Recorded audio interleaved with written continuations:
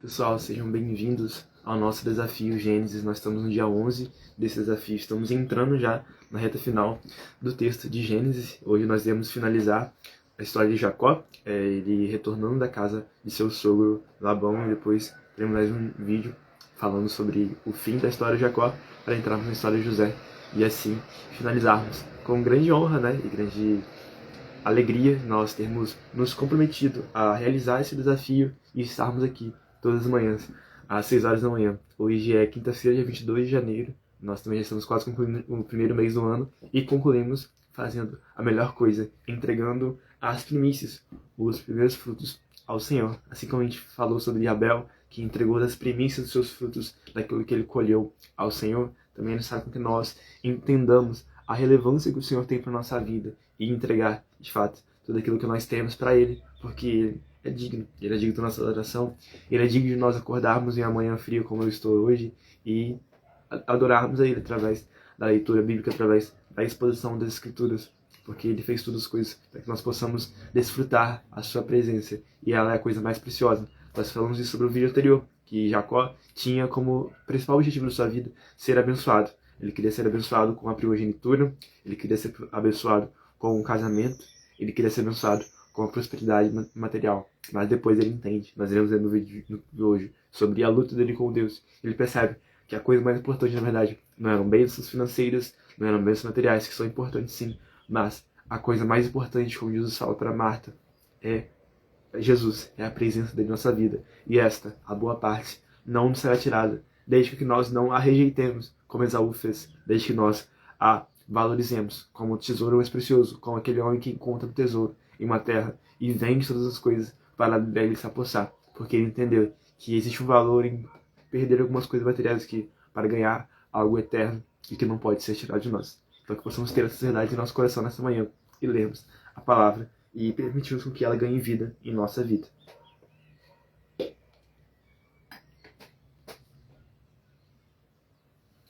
Vamos dar início então ao vídeo de hoje. Gênesis capítulo 31, versículo 1 está escrito: Jacó ouvia os comentários que os filhos de Labão que diziam: Jacó se apossou de tudo que era de nosso pai. Ele juntou toda essa riqueza a partir do que era de nosso pai. Jacó, por sua vez, reparou que o rosto de Labão não lhe era favorável como anteriormente. E o Senhor disse a Jacó: Volte para a terra de seus pais e para a sua parentela, e eu estarei com vocês. Aqui nós temos um desentendimento, e é algo normal a acontecer entre familiares, não é mesmo? Eu falei nos vídeos anteriores a respeito da lei que Tiago Brudé escreve no seu livro de especialistas de pessoas sobre os relacionamentos contornáveis e os relacionamentos contornáveis. Neste caso, Labão, sendo sogro de Jacó, se enquadrava numa pessoa incontornável. Ele era pai das esposas de Jacó, por isso que não podia ser contornado. Então, nesse caso, quando existe esse conflito, esse distanciamento, esse desentendimento, a estratégia mais adequada para se relacionar ou para se lidar com alguém que é incontornável na nossa vida é se distanciar, é deixar um pouco as coisas se acalmarem, deixar a poeira abaixar, para que não venha a ter conflitos piores. É isso que ocorre também com a história de Abraão e Ló. Quando Ló e Abraão têm esse desentendimento dos pastores, Abraão decide se afastar dele para que esse conflito não se tornasse pior e não também comprometesse o relacionamento entre os familiares. E é isso que acontece aqui. Outra coisa que a gente pode pontuar aqui é essa meio que regressão, ou essa comparação com aquilo que Deus diz para Abraão em Gênesis 12. Lá ele vai dizer para Abraão sair da sua terra, da sua parentela, e ir para a terra que Deus haveria de mostrá-lo. Agora, em Gênesis 31, Deus fala para Jacó voltar para a terra de seus pais, para a terra da sua parentela. Isso aqui nos mostra a importância de nós sermos obedientes à voz do Senhor. Sermos obedientes, assim como Jesus fala para Nicodemos em João 3, que aqueles que são nascidos de novo, que são nascidos do Espírito, são como o vento. Uma hora estão aqui, outra hora estão ali. Então, mais importante do que nós permanecermos na mesma posição, no mesmo lugar, na verdade, é termos o mesmo posicionamento, que é aos pés do Senhor e seguindo a sua vontade. É assim como os hebreus que saem do Egito, seguimos a nuvem. A nuvem uma hora está ali, uma hora está lá. A nuvem de dia, a nuvem que tira o calor do dia, e também a coluna de fogo. É essencial nós seguirmos a vontade do Senhor, que ela é boa, agradável e perfeita. E Jacó percebe isso, ele percebe a importância de se distanciar do seu sogro e seguir a vontade do Senhor. Então ele vai dizer para as suas esposas que a reação, o trato que Labão fazia com Jacó não era mais o mesmo, e ele toda hora ele mudava o salário que ele tinha. Uma hora ele falava que a remuneração de Jacó seriam as ovelhas salpicadas, outra hora eram as malhadas, e isso mostrava um caráter duvidoso, um mau caráter de fato, da parte de Labão.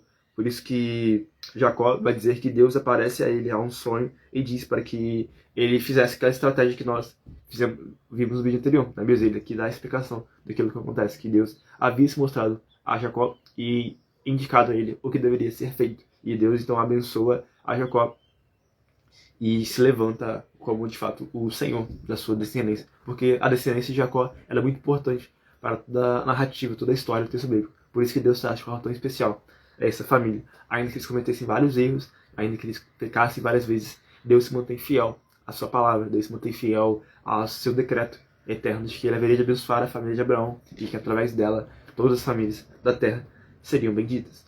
E então Raquel e Lia concordam com isso, elas percebem que Labão tratava a Jacó de forma injusta, e aqui mostra também esse desentendimento familiar.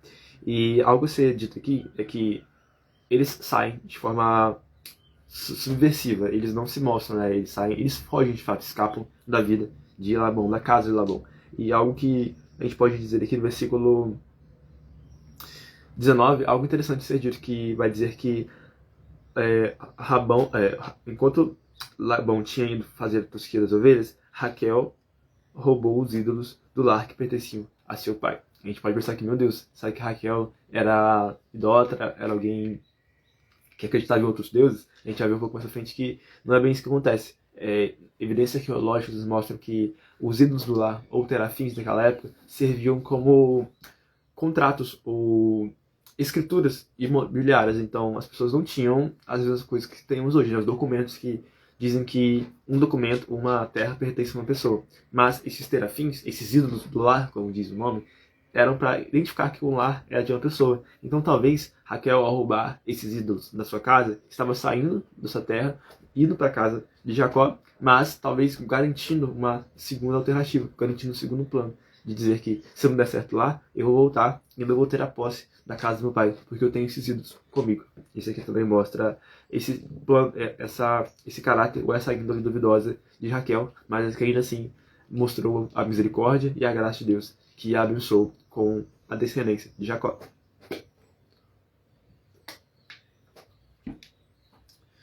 Versículo 22 vai falar que Labão então é avisado de que Jacó tinha fugido da casa dele. E do versículo 26 vai falar sobre o encontro entre Labão e Jacó. Ele vai perguntar por que ele fez isso, porque ele fugiu, porque ele tinha sido tratado de forma tão boa, e que se Jacó houvesse avisado isso a ele, certamente ele haveria de o despedi-lo com alegria, com cânticos. Mas isso é tudo uma mentira, porque nós vemos que o trato de Labão para com Jacó é um trato injusto, é um trato realmente que não fazia jus àquilo que o trabalho que Jacó fazia para ele. Por isso que Jacó, um pouco mais que a gente vai meio que estourar e dizer a verdade para Jacó, para Labão. Mas antes disso, ele vai perguntar onde estavam os deuses dele, os terafins, os ídolos do lar. E Jacó, que não sabia que Raquel havia pregado, disse que não estava com eles e que eles podiam averiguar, investigar, e a pessoa que estivesse com eles haveria de ser morta. E Raquel, que tem uma estratégia, uma estratégia que não fazia muito sentido, uma estratégia que não era boa, ou no sentido de ser justa, que ela se sentou sobre esses ídolos e disse ao seu pai, ela fingiu que estava menstruada. E aqui nos mostra então que Raquel não verdadeiramente adorava ou tinha temor a esses deuses do lar, porque ela senta sobre eles. E isso também nos mostra sobre a inutilidade ou a vaidade da idolatria, porque os deuses que são feitos em uma estátua, por exemplo, nesse caso os terafins, eram deuses que podiam ser levados de um lugar para o outro, ao passo que o Deus único que Jacó seguia, também que nós estamos aprendendo aqui, não pode ser domesticado, como C.S. Lewis escreve em Crônicas de Nárnia, como Aslan é essa figura de Deus, porque Deus é alguém que está acima de toda a criação e não pode ser levado de um lugar para o outro, como esses ídolos do lar que podiam ser. Por isso que o Deus verdadeiro é maior do que qualquer Deus criado pelo ser humano, porque o Deus do ser humano é um Deus pagão, um Deus idólatra, porque é um Deus que de idolatria, que não tem a força em si mesmo de realizar nada. Ele é apenas uma construção humana. Então aqui no versículo 36 eu falo sobre Jacó respondendo a Labão todas as transgressões que Labão tinha feito com Jacó, sobre a mudança que ele tinha feito dos salários. Jacó tinha trabalhado 20 anos para seu sogro, 7 anos finalmente trabalhou para conquistar a primeira esposa dele, Raquel, só que na verdade foi Lia. Depois ele trabalhou mais 7 anos para conquistar a sua esposa Raquel realmente. Depois ele trabalha mais 6 anos, completando 20, para ter as suas riquezas, suas propriedades. Mas ainda assim, mesmo Jacó tendo os prejuízos, cuidando dos cordeiros, cuidando das ovelhas, ele percebe que se não fosse Deus, o Deus do pai dele, Deus de Abraão, e o temor de Isaac, certamente o sogro dele, Labão, haveria de despedir de mãos vazias. Isso nos mostra que sobre a bênção de Deus, realmente. Em Provérbios vai dizer que é a bênção do Senhor que enriquece e não acrescenta dor alguma. Ou seja, é a bênção do Senhor que traz a prosperidade, que é ter tudo aquilo que nós precisamos para a realização do nosso propósito. Abraão, Isaac e Jacó tinham tudo aquilo que eles precisavam para o propósito, porque Deus os abençoava de forma regional. Tudo aquilo que eles precisavam era abençoado e também abençoava as regiões. Labão, sendo um homem injusto, desonesto, é abençoado porque Jacó estava com ele e ele era abençoado. Isso também que nos evidencia a necessidade de termos pessoas boas ao nosso redor, que estão abençoadas, para que nós também possamos ser abençoados e vice-versa. Uma vez que nós somos abençoados por Deus com a sua presença, é inevitável também com que nós sermos de canal de bênção para a vida das pessoas. Nós precisamos transformar a vida dos outros através da transformação que nós já estamos vivendo em nossa vida.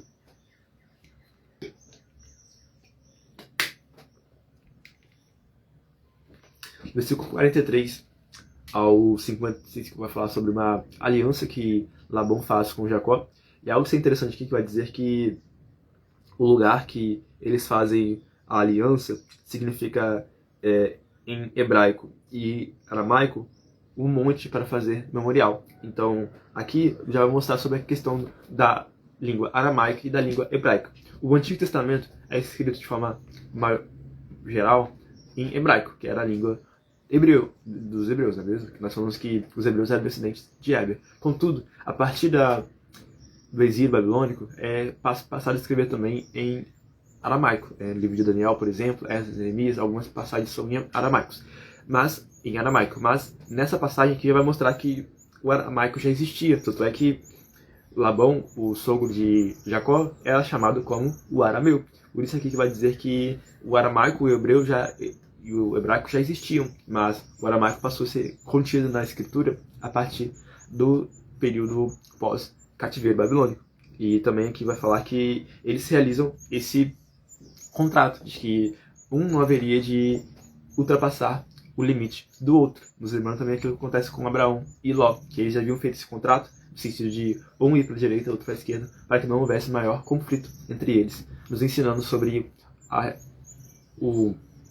resolução de conflitos e desentendimentos entre a família através do distanciamento, para que não ocorra um perigo maior, para que não ocorra um desgaste emocional maior entre familiares. Versículo 1 do capítulo 32 vai falar sobre Jacó então saindo deste lugar. Vai dizer aqui, também Jacó seguiu o seu caminho e os judeus foram encontrar-se com ele. Quando Jacó os viu, disse, este é o acampamento de Deus, e deu àquele lugar o nome de Manaim. Manaim significa em hebraico 2 acampamentos. E é interessante no pontuar aqui que existiam 2 acampamentos. O acampamento celestial dos anjos de Deus que acampavam junto ao redor de Jacó para abençoá-lo e protegê-lo até o seu caminho, e também o acampamento do próprio Jacó, que era composto por si mesmo, pela sua família, pelos seus servos, pelas suas ovelhas, todos aqueles que estavam com ele compunham o acampamento de Jacó, e a comitiva, que também era acompanhada pela comitiva celestial, para guardá-lo e garantir que ele chegaria até sua casa em segurança. Versículo 3 do capítulo 32 ao versículo 21 é falado sobre um encontro de Jacó com Esaú. Na verdade, Jacó se preparava para se encontrar com Esaú. Você lembra que eu falei no vídeo passados que Jacó trapaça, engana ao seu irmão Esaú e também ao seu pai, passando-se por Esaú para roubar a primogenitura do seu irmão, para ser abençoado no lugar dele. Então, certamente, quando Jacó foge de sua casa, ele teve esse desentendimento entre Esaú. E ao retornar, 20 anos depois, ele pensava que Esaú haveria de causar uma represália, de ter uma consequência nele, em sua vida. Por isso que ele age de forma estratégica para trazer vários presentes para a vida de Esaú. Ele pede que várias comitivas, né, vários mensageiros vão até ele, levando os presentes para que pudesse, talvez, convencer o coração de Esaú que não existia mais em Jacó um desentendimento para com ele,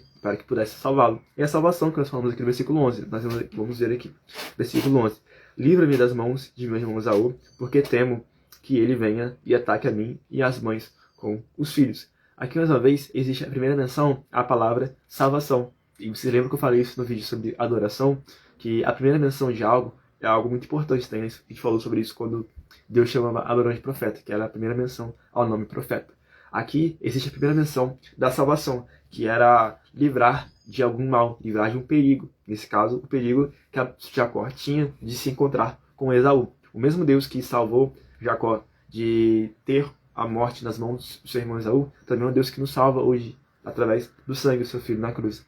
A salvação, de fato, é esse caráter de Deus que nos redime, que nos resgata, que nos compra com o seu sangue, que nos protege de todo mal através da sua poderosa ação em nossa vida.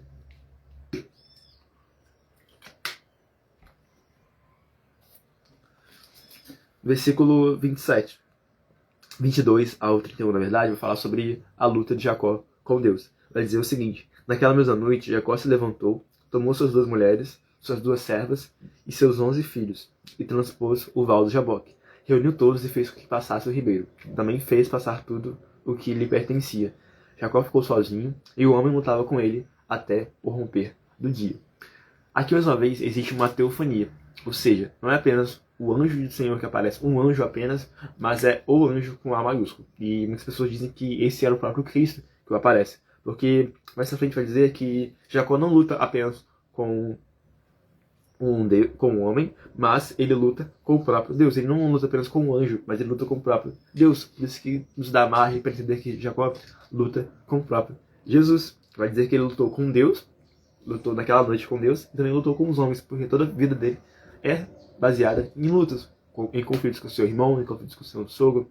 E Jacó mostrou essa ousadia, aquilo que no hebraico é chamado de Hutzpah. Ou seja, Jacó luta com Deus, mas Deus não se sente ofendido para não abençoá-lo. Na verdade, ele o abençoa de forma tão grande que mostra a verdadeira identidade de quem era Jacó. Jacó ainda revela a sua característica de que buscava a bênção. Ele vai falar que, com esse homem, que ele pensava que era um homem comum, ele vai dizer que eu não deixarei isso se você não me abençoar. Aqui talvez mostrava que Jacó não apenas pensava que ele era um homem comum, mas ele era de fato um enviado de Deus, porque ele pede que o abençoasse.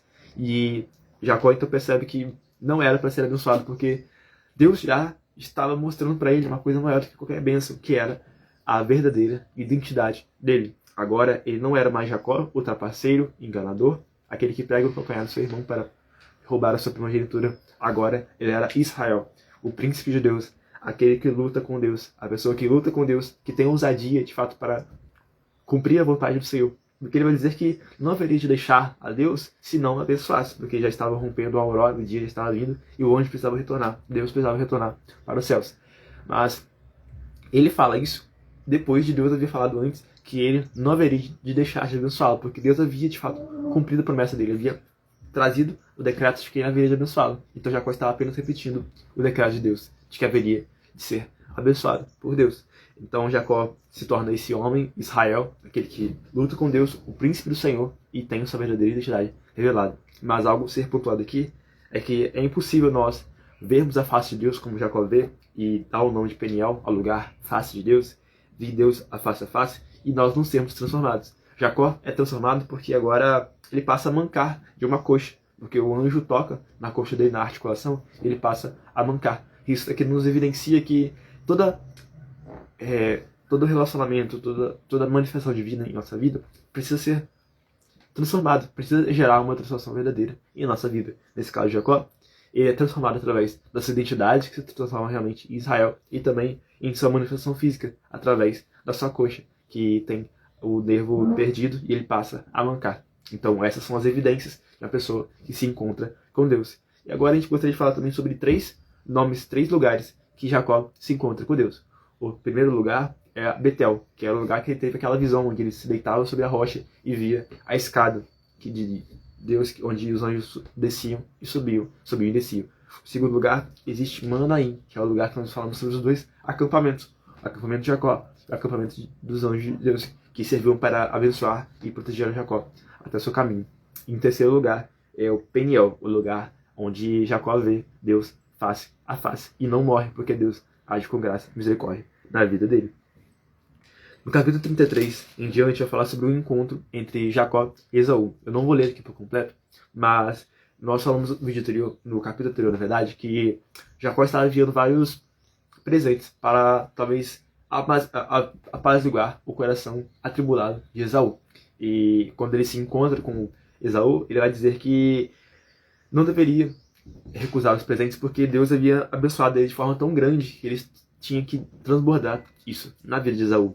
E parece que Deus se encontra com Jacó na noite anterior para que Jacó fosse preparado. Porque se Jacó não tivesse esse encontro com Deus, se tivesse verdadeiramente se encontrado e se relacionado com Deus, que lutou com ele talvez não teria sido fortalecido, não teria essa identidade fundamentada, alicerçada na palavra de Deus, de que ele era Israel, o príncipe de Deus, aquele que luta com Deus e com os homens. Se ele não tivesse isso, essa revelação em sua vida, talvez ele não teria a ousadia ou a força para se aparecer ou para ir até o seu irmão. Talvez é isso que acontece aqui. Ele pede para que sua família fosse atravessar o val de Jaboque e ele caminhar para outro lugar, pensando, refletindo, buscando no Senhor a sua força. E Deus então fortalece Jacó, assim como ele também nos fortalece cada dia, para que nós pudéssemos batalhar as nossas guerras. E assim nós batalhamos as nossas guerras. Na verdade, assim que nós lutamos as nossas guerras, lutamos através da oração, através da vida em comunhão com Deus, porque é Ele que nos fortalece. Realmente. Então nós temos sobre isso, a reconciliação, e também nós podemos aprender sobre perdão. Mais uma vez, existe o perdão entre Esaú e Jacó, porque Esaú havia sido ludibriado, havia sido enganado com Jacó. Mas agora ele o perdoa. E esse perdão também serve mais para frente para a vida de José, que também foi vendido por seus irmãos, que também foi enganado por seus irmãos, mas decide perdoar. Certamente quando Jacó decide se reconciliar com seu irmão, isso serviu também como base para que José, mais para frente, tivesse a iniciativa de se reconciliar com seus irmãos. Porque não convém a um filho de Deus, alguém que segue de fato a vida em comunhão com o Senhor, seguir com mágoas, com ressentimentos, porque nós somos perdoados de Deus, perdoados por Deus de uma grande transgressão, que foi o pecado.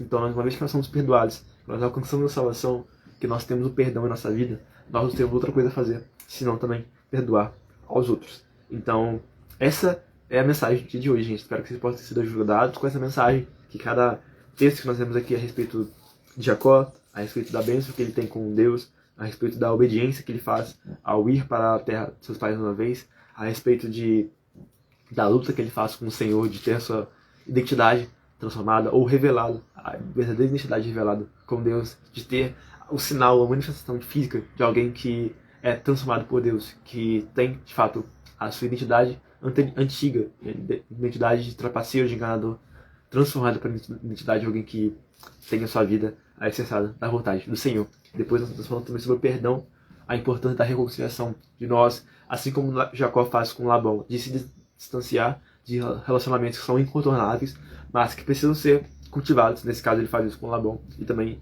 de ser reconciliados com as pessoas que talvez a gente fez algo errado no passado, ou que elas fizeram algo de ruim para nós no passado, mas que precisam ser perdoados, porque Deus já nos perdoou. Se você foi ajudado com esse vídeo, não esquece de curtir, comentar e enviar para seus amigos, para que essa mensagem seja espalhada por aí. E nós estamos aqui todas as manhãs, às 6 horas da manhã, estudando o livro de Gênesis, e às noites, às 18h30, estudando o livro A Lei do Triunfo. Muito obrigado, um forte abraço, um bom dia.